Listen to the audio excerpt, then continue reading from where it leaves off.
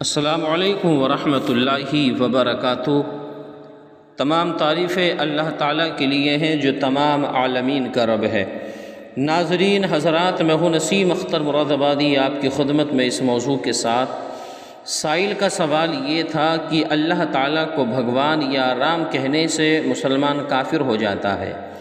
دیکھیے، آج کے دور میں یہ بات پائی جا رہی ہے کہ اگر کوئی مسلمان بھائی کسی غیر مسلم کے ساتھ کوئی کاروبار کرتا ہے یا تعلقات ہیں تو بہت سارے موقعوں پر مسلمان بھائی یہ کہہ دیتا ہے کہ بھگوان آپ کا بھلا کرے یا رام آپ کا بھلا کرے، یعنی کہ وہ غیر مسلم کو خوش کرنے کے لیے ایسا کہہ رہا ہے۔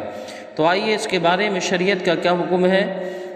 فتاوی شارح بخاری کے حوالے سے یہ مسئلہ میں آپ تک پہنچا رہا ہوں۔ درود پاک پڑھیں صلی اللہ علی النبی الامی وآلہ صلی اللہ علیہ وسلم، صلاۃ و سلام علیک یا رسول اللہ صلی اللہ تعالی علیہ وسلم۔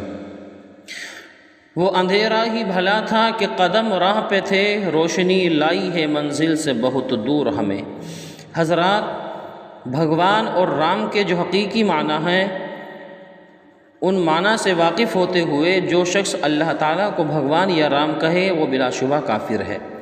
اس کے تمام اعمال حسنہ بیکار ہو گئے، اس کی بیوی اس کے نکاح سے نکل گئی، اس پر فرض ہے کہ فوراً توبہ کرے، پھر سے کلمہ پڑھ کر کے مسلمان ہو، اور اپنی بیوی کو اگر رکھنا چاہتا ہے تو پھر اسے دوبارہ نکاح کرے۔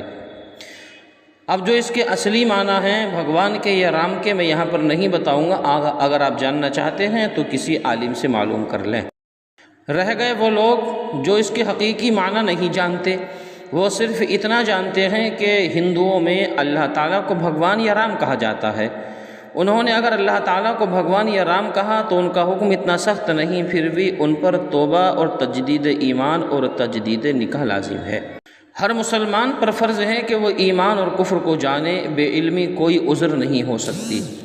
جن جن لوگوں نے اللہ تعالیٰ کو بھگوان یا رام کہا ان پر بہرحال توبہ، تجدید ایمان اور نکاح لازم ہے، وہ بھگوان یا رام کے حقیقی معنی جانتے ہوں یا نہ جانتے ہوں۔ بہرحال جس نے بھی اللہ تعالیٰ کو بھگوان یا رام کہا، اگر اس کے حقیقی معنی جانتے ہوئے اللہ تعالیٰ کو بھگوان یا رام کہا تو وہ مسلمان نہیں رہا، کافر ہو گیا۔ دوبارہ نکاح کرے، کلمہ پڑھے، توبہ کرے، کسی پیر سے اگر بیعت ہے تو دوبارہ بیعت کرے۔